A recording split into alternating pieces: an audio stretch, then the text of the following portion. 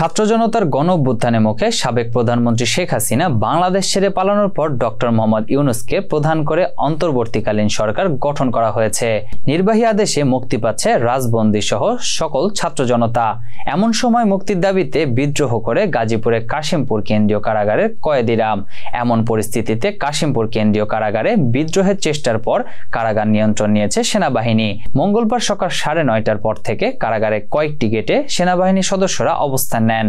স্থানীয়রা জানান, সকালে কারাগারের ভেতরে তারা ব্যাপক গোলাগুলির শব্দ শুনতে পান।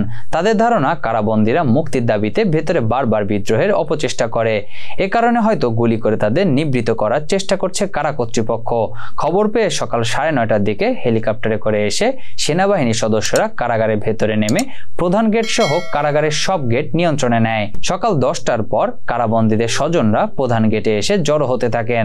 সেনাবাহিনী সদস্যরা তাদের বুঝিয়ে উত্তেজনা থামানোর চেষ্টা করেন, তবে কারাগার এলাকায় কয়েকটি হেলিকপ্টার চক্কর দিতে দেখা গেছে।